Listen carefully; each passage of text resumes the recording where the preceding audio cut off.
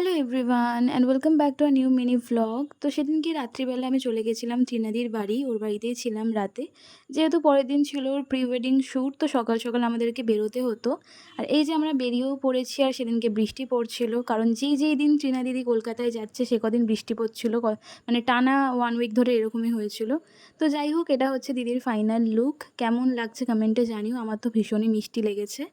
আর এই যে এখানে ওদের শ্যুটও স্টার্ট হয়ে গেছিলো, আর আমি তো ঘুরে ঘুরে লোকেশনটা দেখছিলাম। লোকেশনটা ভীষণই সুন্দর ছিল, প্রচণ্ড পরিষ্কার, আর অনেক কিছু ছিল। মানে এখানে তোমরা যদি প্রি ওয়েডিং শ্যুট করো তো অনেকটা জায়গা প্লাস অনেকটা সাজানো গোছানো জায়গা তোমরা পাবে ফটোশ্যুট করার জন্য। তো এই জায়গাটা আমার ভীষণই ভালো লেগেছে। এখানে অনেক মুভি অ্যান্ড ওয়েব সিরিজের শ্যুটিংও হয়। তো তোমরা যদি লোকেশনটা জানতে চাও আমাকে কমেন্টে লোকেশন লেখো, আমি তোমাদেরকে বলে দেবো।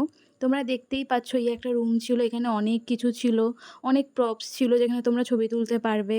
তারপরে আরও একটা লোকেশন হচ্ছে এই ঘরটাতেও অনেক কিছু ছিল যেখানে ছবি তোলার জন্য মানে অ্যাপ্রোপ্রিয়েট একটা জায়গা।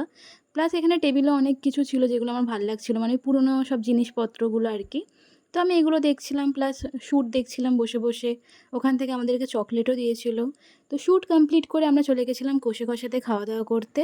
দেন খাওয়া দাওয়া করে গল্প করে অনেকটা মজা করে চলে এসেছিলাম বাড়ি। মিনি ব্লগটা কেমন লাগলো কমেন্টে জানিও। ওকে, বাই।